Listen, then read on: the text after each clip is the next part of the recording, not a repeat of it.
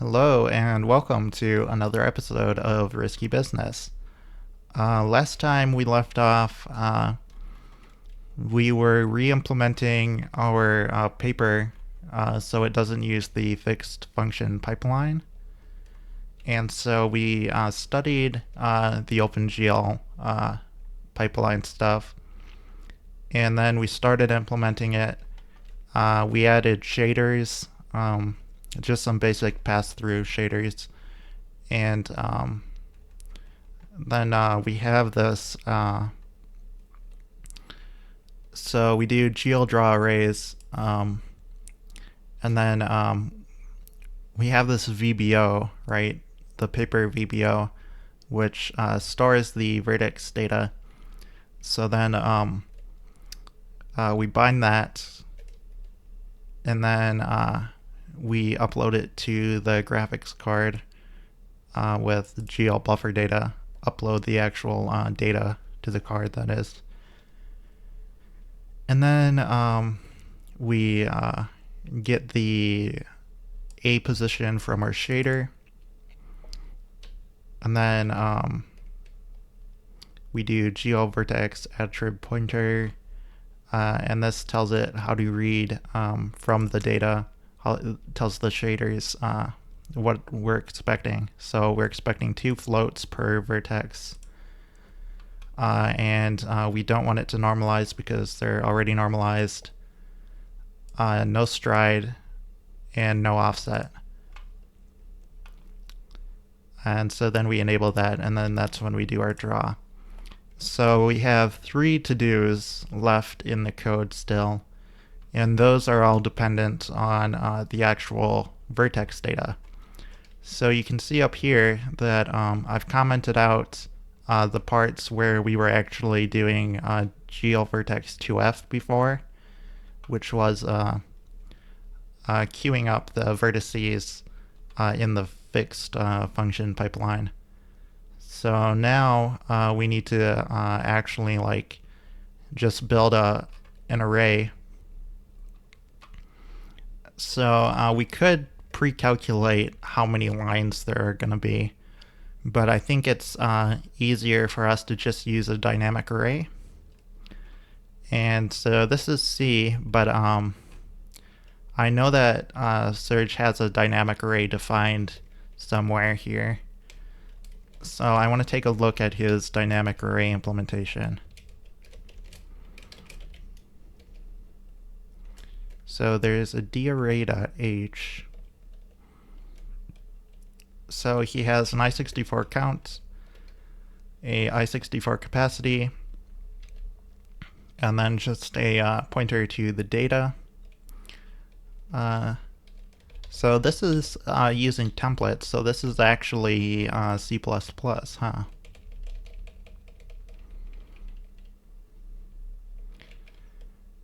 So then dynamic array takes a capacity, sets count to 0, sets the capacity, and then it does a Milton calloc, which would be like malloc, except it clears the memory to 0.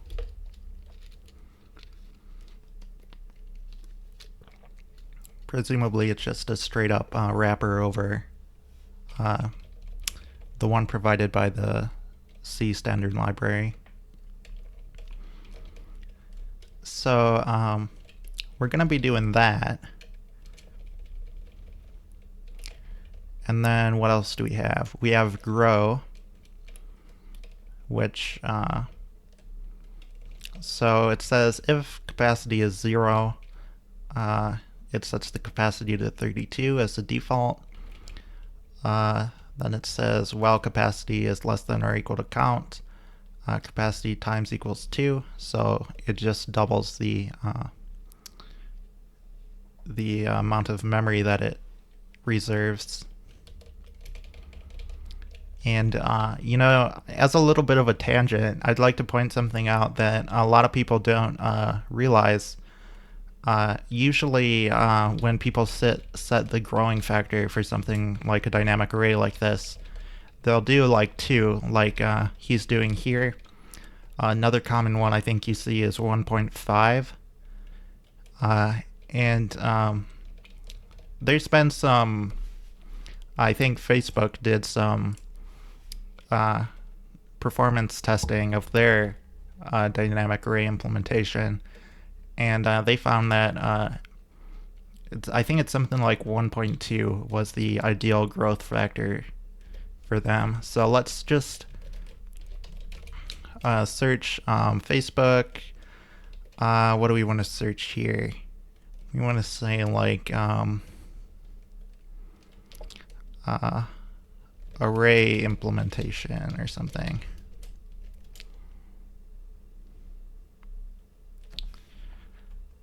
I don't remember what they call it. That's the thing. I don't remember what their library is called or what they call their open source Facebook library dynamic array.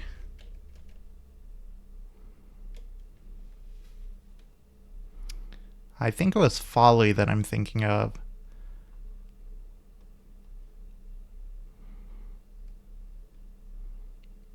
So I wonder if I can find the blog post I'm thinking about. Facebook Folly blog performance dynamic array growth factor.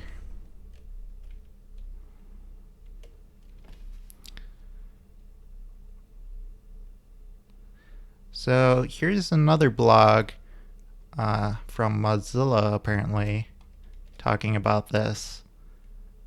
I'm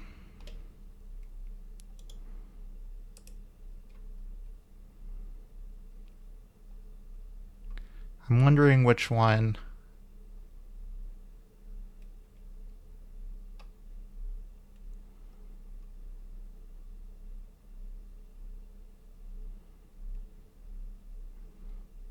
There's a Hacker News post.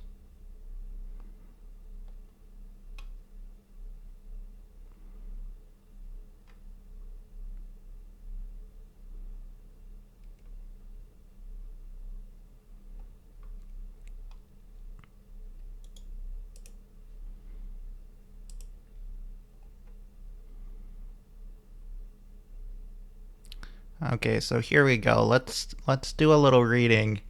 I just think there's some educational value in this to go over this.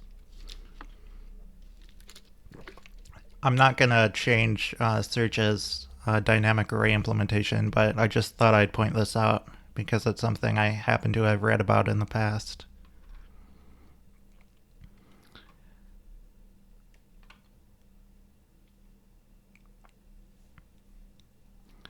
So let's see here. It is well known that std vector grows exponentially at a constant factor in order to avoid quadratic growth performance. So the trick is choosing a good factor. Any factor greater than 1 ensures O of 1 amortized append complexity towards infinity, but a factor that's too small, say 1.1, causes frequent vector reallocation, and when that's too large, say 3 or 4, forces the vector consume much more memory than needed.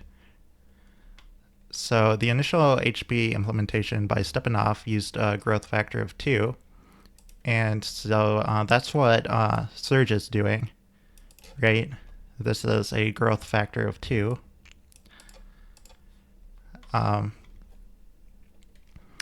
So whenever you'd push back into a vector without there being room, it would double the current capacity.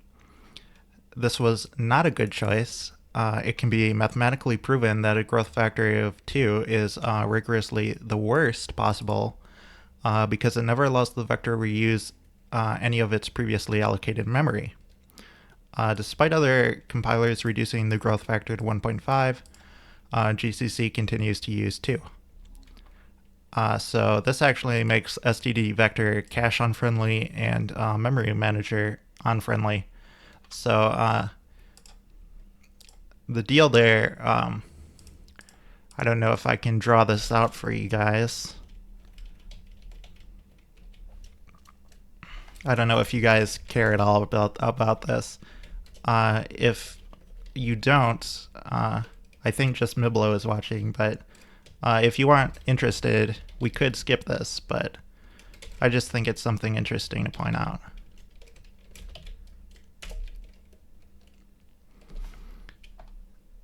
So as long as there are no objections, I'm going to continue rat-holing on this a little bit. So the idea here is that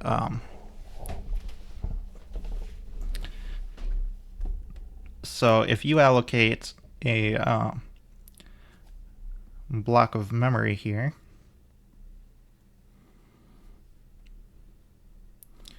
right? And so, these are our elements, right? And so you start filling the vector, and so like here is what we allocated. So this is capacity, right? And then let's say that we push 4 elements onto it, right? So we fill this with some data, we fill this with some data, and it continues like this, right? And so now we say that the length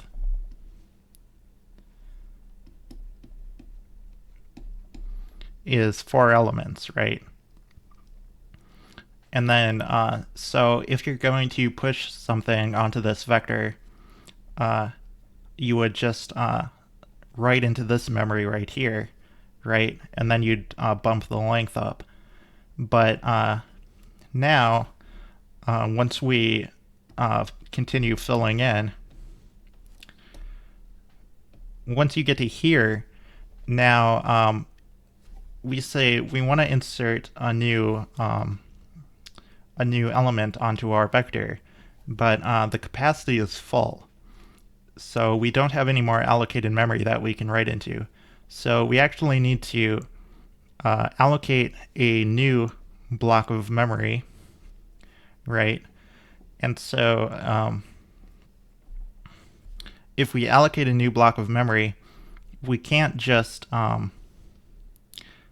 allocate a block contiguous to what we already have, because the memory manager can't guarantee that it can give you the space directly after what this allocation gave you, right? So what you actually need to do is allocate space for the entire thing and copy what we had into it and then free the old one, right? So what you actually get is so you have this block of full memory, and then you allocate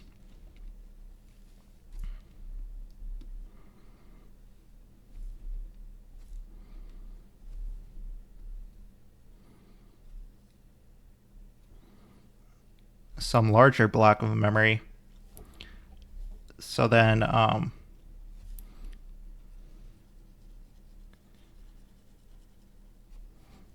you want to copy the old into here, and then this becomes the new capacity, right? And then you can get rid of that. So the problem here is, or rather the thing that you can do to improve this is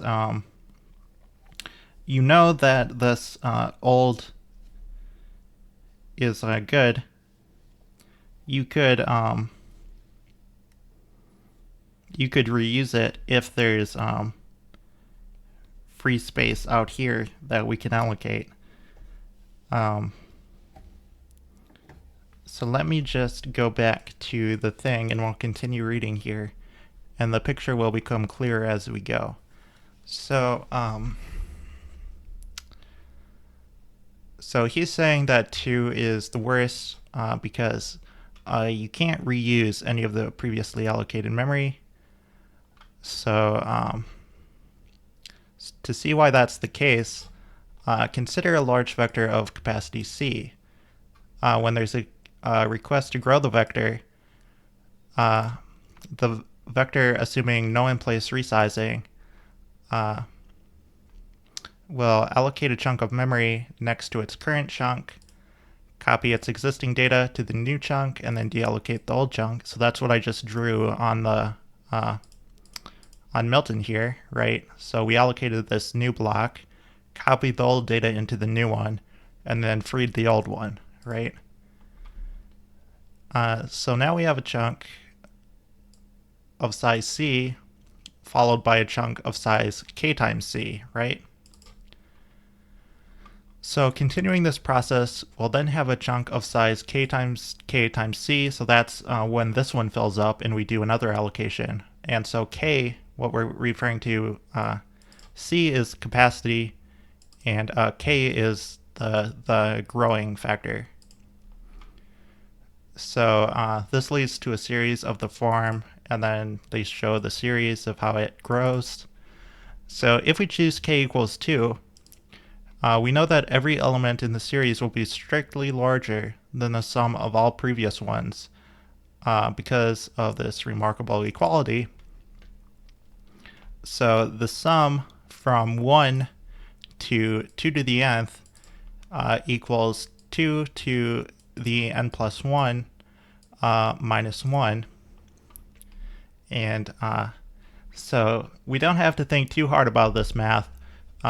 You can if you want to, but the point here is that as you grow, it will never be, if you continue growing your vector every time, you'll never get to a point where this old memory that we freed, that we can coalesce old blocks of memory and move back. You know, we can never jump back into what we have because we're growing it by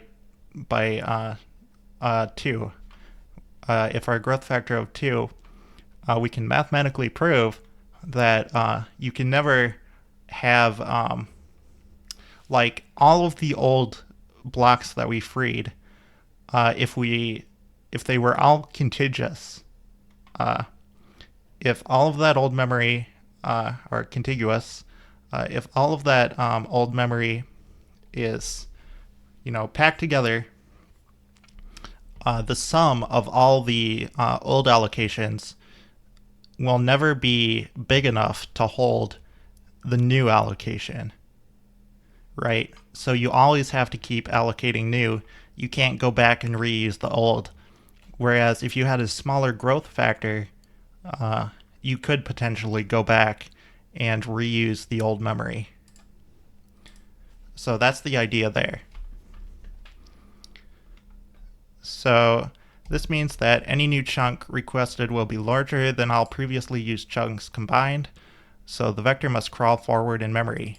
It can't move back to its deallocated chunks, but any number smaller than 2 guarantees that at some point you'll be able to reuse the previous chunks. For instance, choosing 1.5 as the factor allows memory use after 4 reallocations. 1.45 allows memory use after 3 reallocations, and 1.3 allows reuse after only 2 reallocations.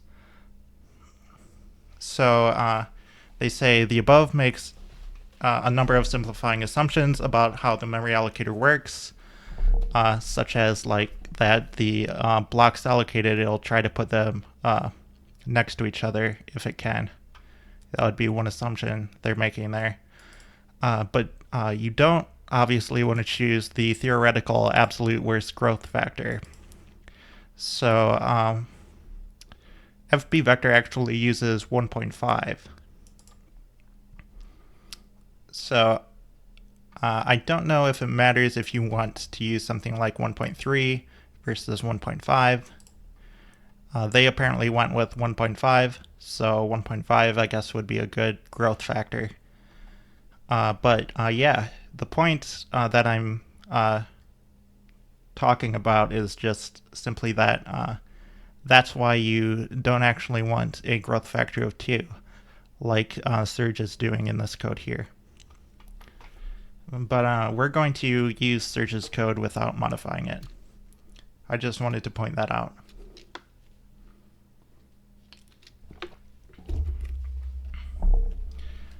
And of course, if you wanted to make this, if you wanted to fix this, not that it's a bug, but if you wanted to improve this, the change would just be like that, right? Changing the capacity to be 1.5. And I think, yeah, the capacity is an I64. Or I mean, not the capacity, the growth factor. So that, yeah, this is fine. Right. That's all you need to do. But we're gonna leave it as is.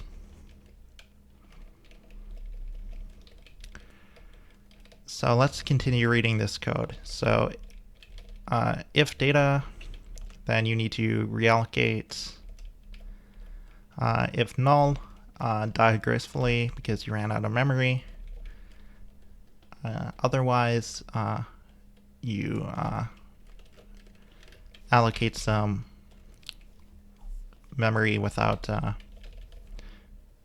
copying your stuff into it because you're empty. So that looks good. You have reserve. So reserve says it just calls grow. So if array capacity is less than size or array data is null, then you set the capacity to the size and you grow the array.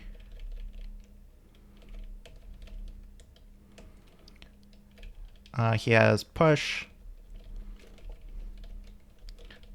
So again, if the data is null, it initializes it with a capacity of 32.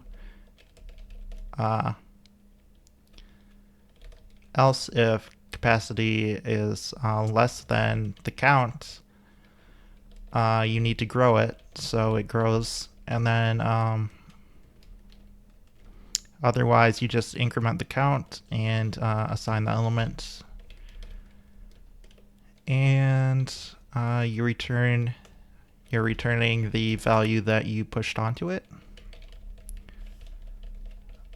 So he also has a get implementation, which just takes an index and returns the value there. He has a peek implementation. So what is peek? Peek is showing the last element, apparently.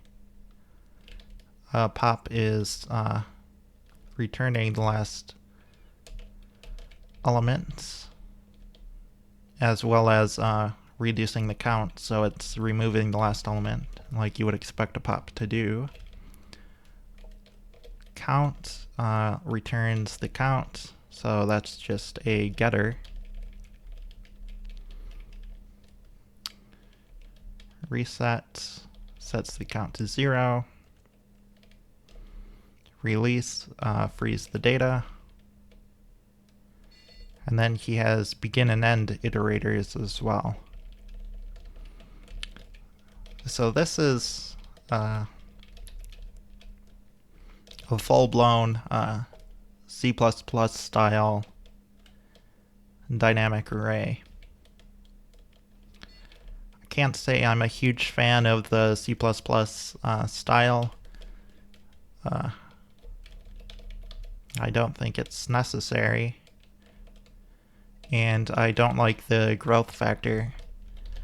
But we are going to use the dynamic array he has provided because he took the time to write it, and it's there for us to use, so we will use it.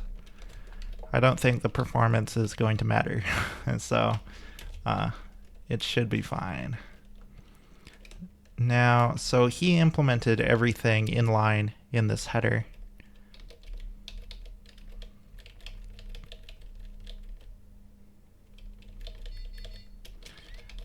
So let's go back to where we were.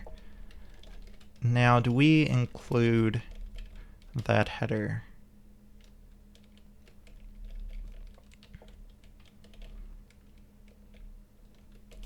It doesn't look like we include it directly. Let's make sure it has a pragma once in there, and it does. So we are going to include the darray.h.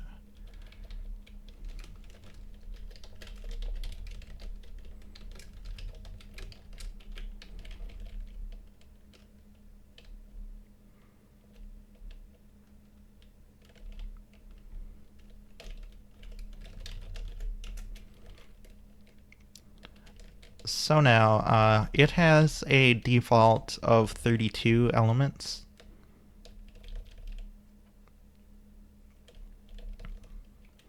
But I think we're going to want to reserve more than that.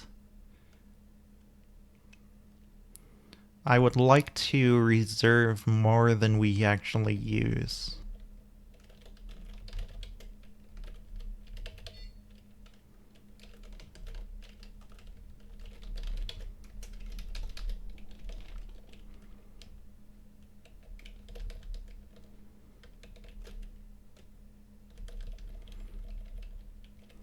So we're going to put it right here. We're going to say darray. Man, I need to remember my C++ syntax now. Indeed, you just do like that. So I think to initialize a template in C++, we just go like this. We're doing floats. I'll just call it A. And then we're going to say a.reserve. So how many should we reserve?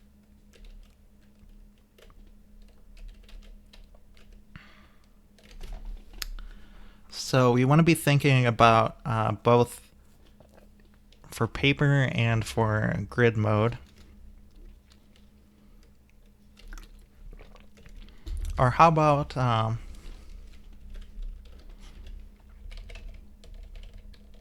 we do the reservation in here? So like here I'm going to say a.reserve, and it's the number of lines that we expect to be on screen times 2. And I don't remember around how many lines we had. Probably 30 something. So we're talking like 60 something. So 64 might be a little bit too few. So we might as well reserve like 128. So the idea is we just want to reserve enough memory so that we don't actually need to reallocate while we're pushing. We're just trying to avoid unnecessary reallocations here. So let me see. So we want 128. So 2, 4, 8, 16, 32. Or that can't be right. 2, 4, 8, 16. So I think it would be 1 shifted 7, or maybe 1 shifted 8. Let's double check that. So can Google do shifts?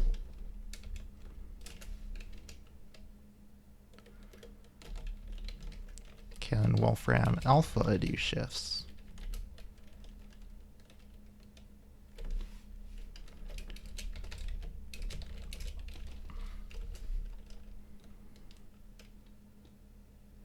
So yeah, it's 7. That's what I thought.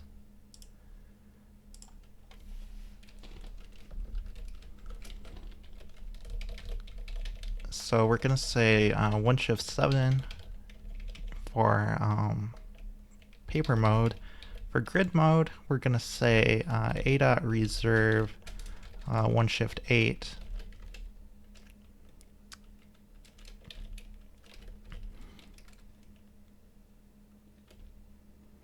It's pretty easy to count it on your fingers insofar as, I mean, we could have just typed 128, but that's no fun, right?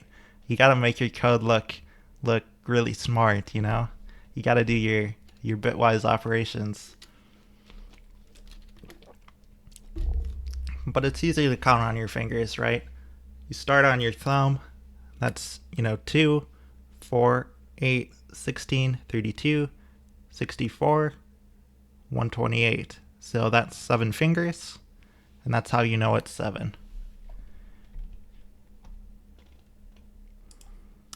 And if you want to count binary on your fingers, there's an easy way to do that. You start like this. You go 1, 2, 3, 4, 5, 6, 7, 8, 9, 10, 11, 12, like that.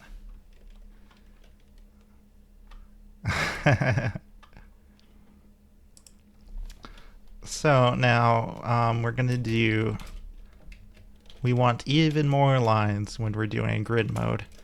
So you think 256 would be enough? So that would cover you for 128 lines. I mean, it's less space between lines. The line spacing is smaller. And we're also doing it vertically. So that doubles it. So let's do 1 to the 9th, 512, right? So we're just going to reserve that much space in each case. And I think that'll be good. Now let's double check that we're calling reserve correctly. Okay, so he has dynamic array as a function to return an array with a specific capacity. Maybe we just want to call dynamic array instead of doing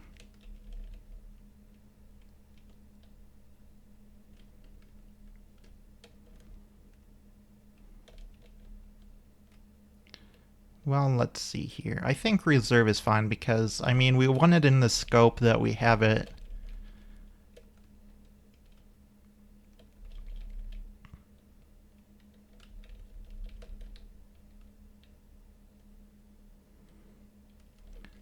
Okay, so they're not member functions though, so we do need to pass the array.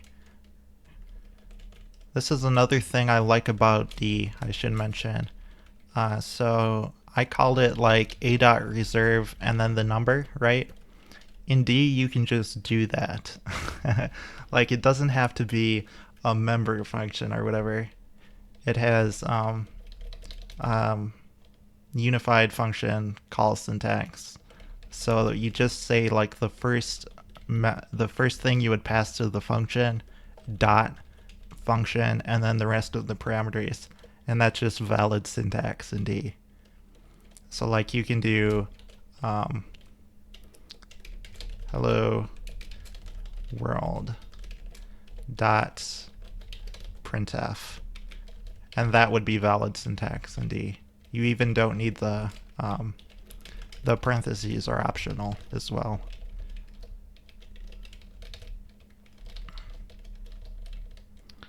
But we are not in D, we are in C++. So we need to do it like this.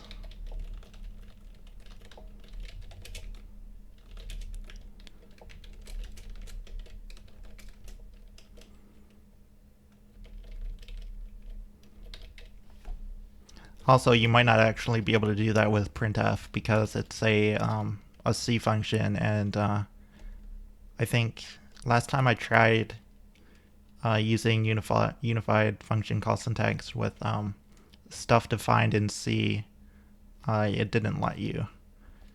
So you might not be able to do that with printf, but you can do it with like RightLine, which is the equivalent that D provides.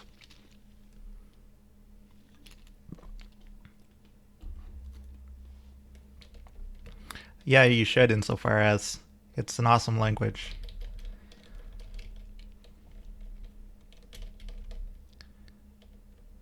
So, I think we've got our syntax correct, except it's taking a pointer, and we have our array on the stack. So we need to pass it like this.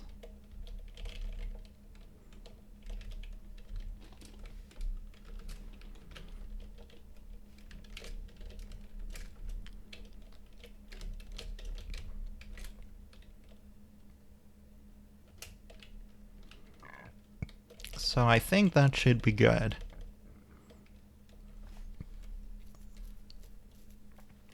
Now we can start actually pushing onto our array. So the values for that are going to be the first thing we're going to push is -1. So we're going to say push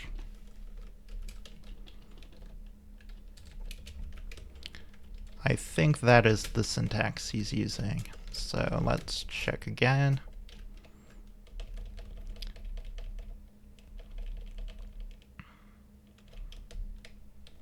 So that should be good.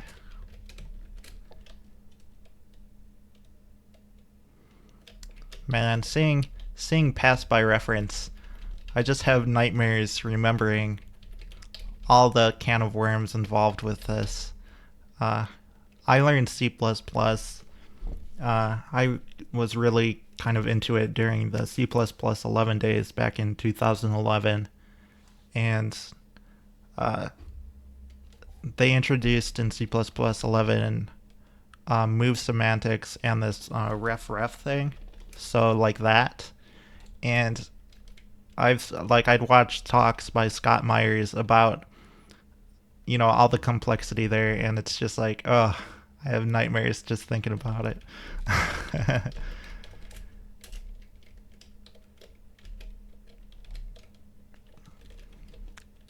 In some ways, I don't like C because of the undefined behavior thing, but in other ways, C is so much nicer in being such a simpler language. And D, of course, is great too. So let's see here. We want this one. We're going to push 1.0f minus 2.0f times I divided by... It was way overcomplicated long before they added that stuff, in my opinion.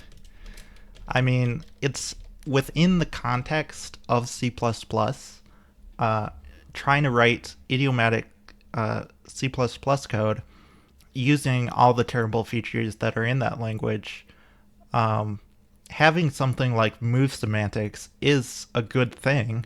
I mean, it gives you performance benefits. It's not like a bad feature when you're already in deep, when you're already, you've jumped off the ledge, and there's no turning back, right? Within that world of shit that C++ has, it is a good thing. But it's like Scott Myers books, right? He's telling you all these, things that are just terrible when you're looking at it from an outsider perspective. But when you're talking about, what Scott Myers does, it's really a good thing. He's, telling you if you're in this world of C++ and you're using all these features, these are all the ways that you're going to shoot yourself in the foot and what you can do to avoid that. And so it's a good thing. It's just the problem is the language itself, that it's already got all this horrible, they've already made all these horrible decisions, right? That's my opinion on it, that there's already all these terrible decisions, and you're just working with what you've got when you're in that C++ world. Whereas the alternative is to just use something like C, and you don't have to deal with all that bullshit.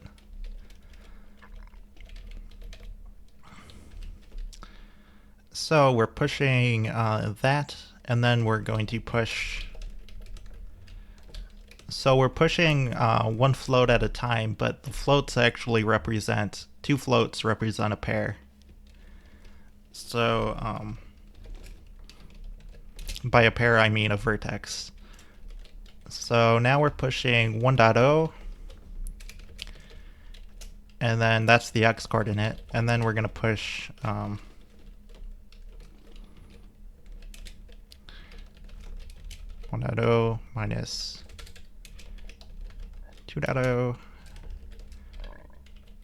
times I divided by view heights.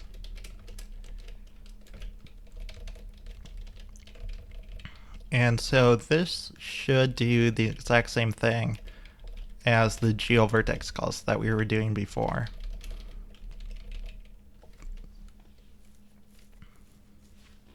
So now we need to do the same thing down here. And I believe this is exactly the same. And then we need to do the same thing here, except this time it's the other way around, right? It's we're doing vertical lines rather than horizontal. So to do that, we need to flip these around, and then these equations change.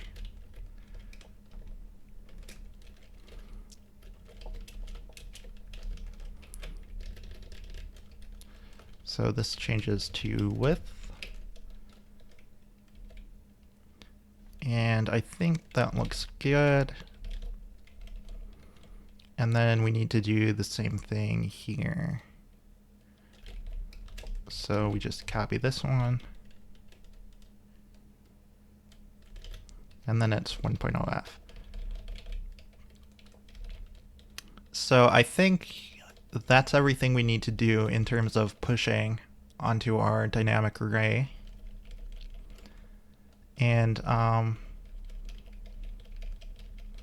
I believe now we just need to pass it into the stuff that we left as to-dos. So let's see what we've got here. GL buffer data is the first one, so let's take a look at that. I believe it takes a size and the pointer to the data. So let's take a look here. I'll close these links. Here's another post that we didn't look at talking about that. Doesn't look like it had anything interesting to say.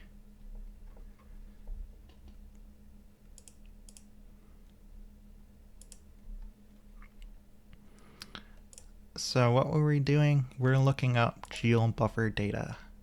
So here's GeoBuffer data, and it takes a size and then the data.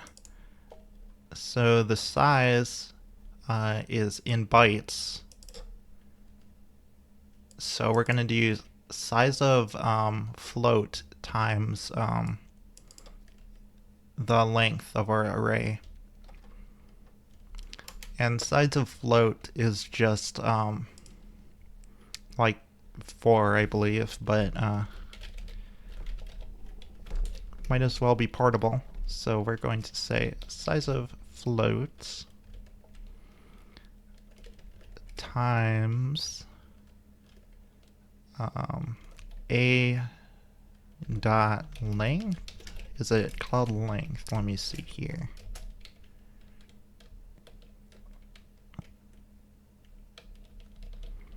It's called count.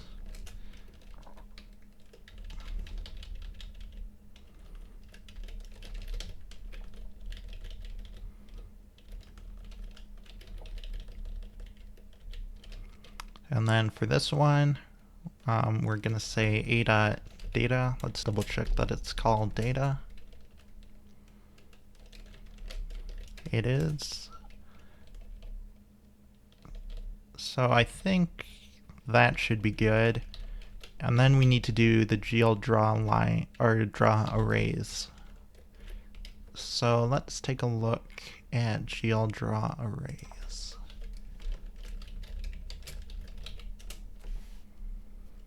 And we're GL3.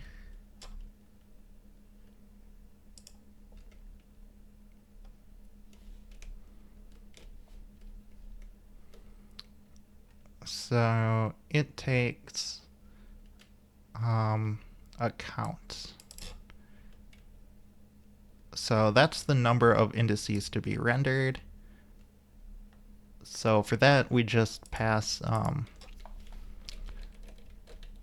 a.counts.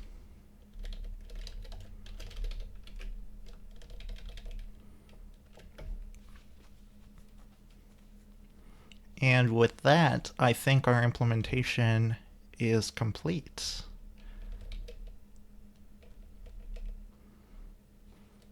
Although, one thing we could potentially do, right now we are,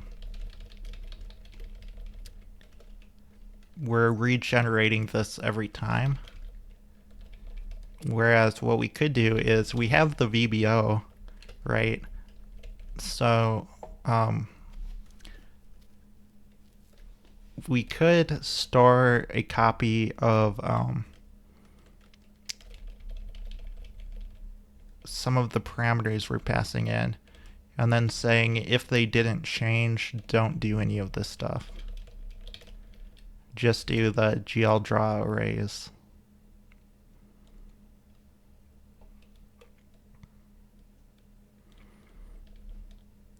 So if we were to do that, we would just skip to the point where we get this position attribute, right? Because we still need to do vertex attrib pointer and enable vertex attrib array. That's part of what a VAO would do for us. So I'm going to take out these comments. Just double checking one more time. Pretty sure we implemented it correctly. So yeah, I'm going to get rid of those.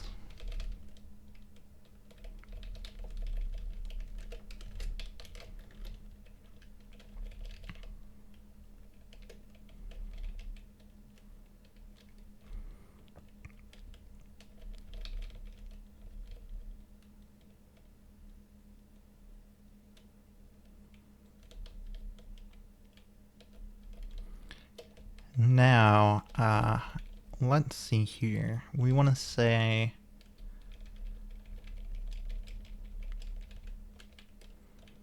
well, first of all, how can we tell that we didn't move? So I guess the thing we care about is the view scale and the pan vector, right? Is there anything else that could change that would make us need to? I guess the view width and height as well.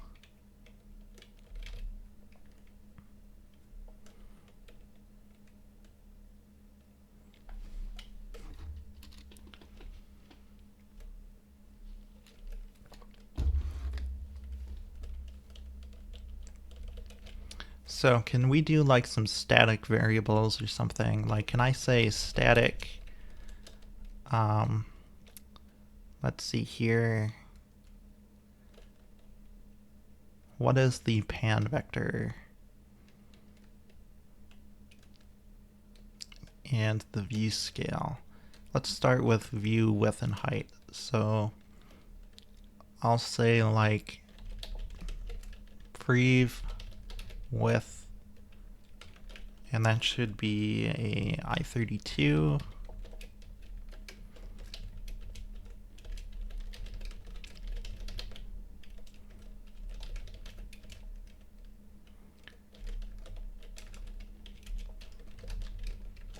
Now we're testing my knowledge of remembering C and C++ here. If we do a static variable in a function and initialize it with the parameters that we're passing in, the first time the function is called, it will do that initialization, and then after that, it will retain the previous value, is what I'm thinking. I could be wrong about that, but that's my assumption. If I'm correct, then this will work.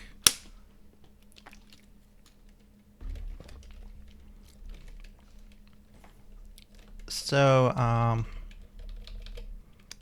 we also want to say, we want to get the scale and the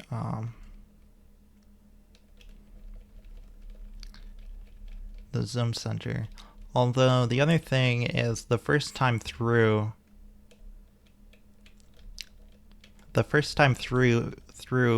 we'd be initializing it to be the same,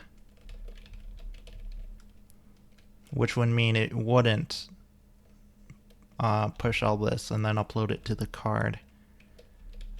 And that's not quite what I want.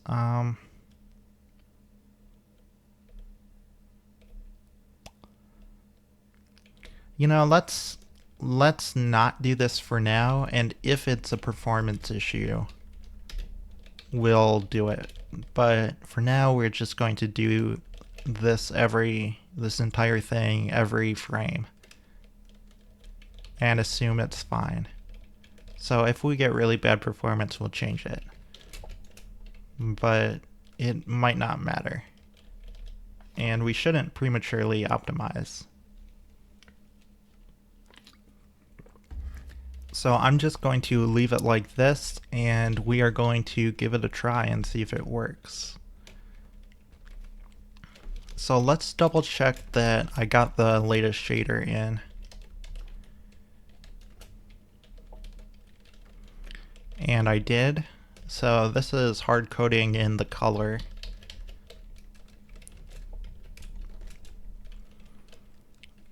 So I think now we can try to compile it and see what all we have in terms of errors. No errors. So at the very least, our code is syntactically correct. So let us give it a run. And we get a crash. And we got a nice long car dump here.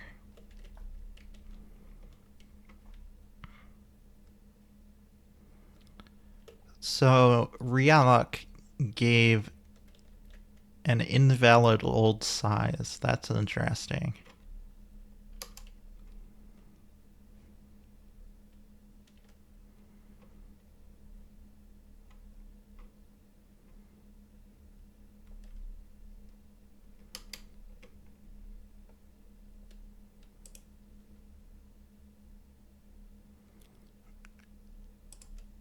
So let's run this in GDB.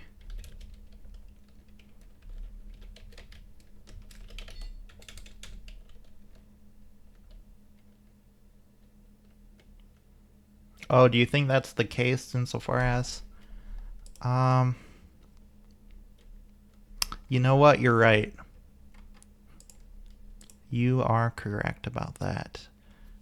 Right now it is just garbage values on the stack. So if we go back to darray.h, you'll see that we do have a constructor, so to speak, but this is actually allocating a little bit of memory. And I don't actually want to do an allocation yet. I want to allocate it when I know which branch we're taking. So we are just going to zero it, like you suggest. So I believe we can just do this, right?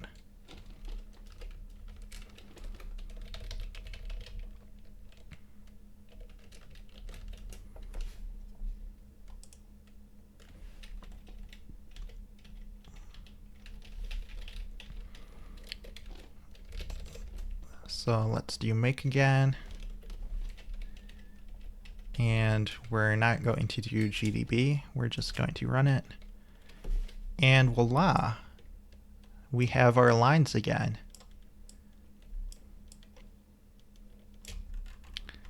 And it appears to be working, at least for this branch.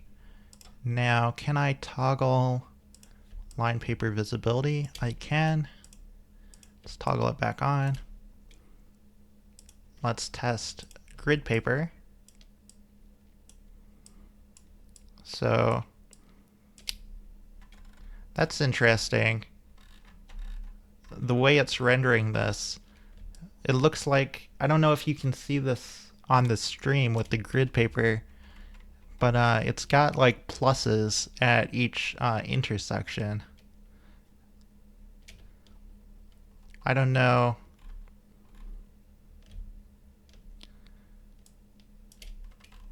I don't know why that is, but I don't like that. So I want to change that so that it doesn't do that, but we'll need to figure out why. Yeah, I'm not surprised about that insofar as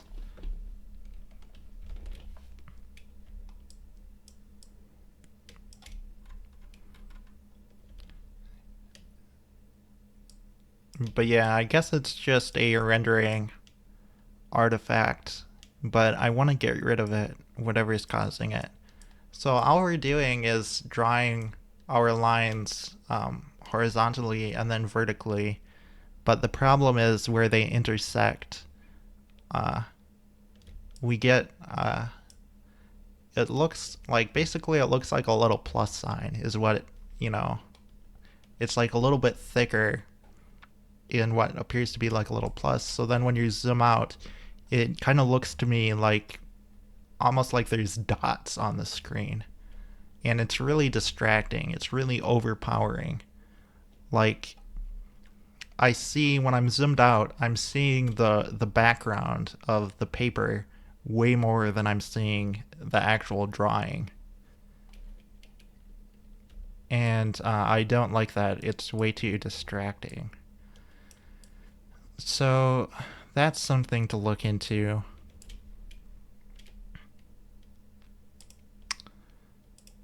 But we can toggle it off. Now, if I hit my keyboard shortcuts, let's make sure those are working.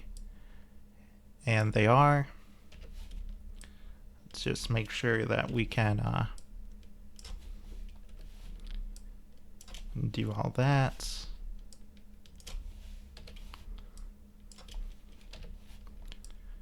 So yeah, everything is working again like it should be. The only problems are the rendering artifact with the grid mode,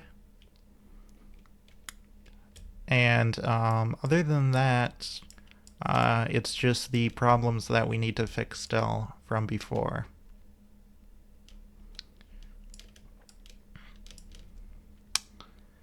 So, what should we do next? First of all, I'm going to add to my list here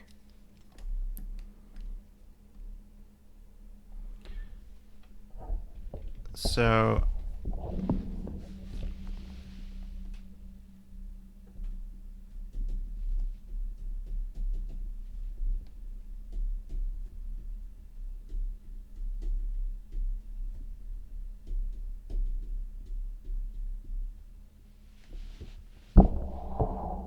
I'm going to say fix grid mode rendering artifact. Also, I've noticed with the new Milton, it seems like, I'm not sure if I have pressure sensitivity. No, it's not pressure sensitivity. But I don't know, like the way the lines render is a little bit different. I like it. It's not a bad thing. I just noticed it's different. I was wondering if it was like pressure sensitivity, but no, that is not the case. And we are out of time today, so tomorrow, or whenever the next stream is, yeah, it should be tomorrow, we will get back to bug hunting. Oh, and we need to turn off the GUI again. I don't like having that on by default. But yeah. I don't know if we're gonna make it. I was hoping, like, my goal for this month was to finish up our work on Milton, and then once I'm done with Milton completely, and we go on to doing solely risc-v related content, that's when I'm going to submit it as a project on Handmade-network. But while we're still working on Milton, I'm not going to submit it as a project. That's just kind of my personal goal, to get to that point before we consider it an official thing, you know? So I don't know if we're going to hit that goal for this month, but hopefully we can get there soon. But like I say, that's everything for today. So thank you everyone who tuned in, and thank you everyone who watches on the YouTube archive at risky.tv. You can follow me on Twitter at HMN_risky to get updates about the series. And I will see you next time. Stay risky, everyone.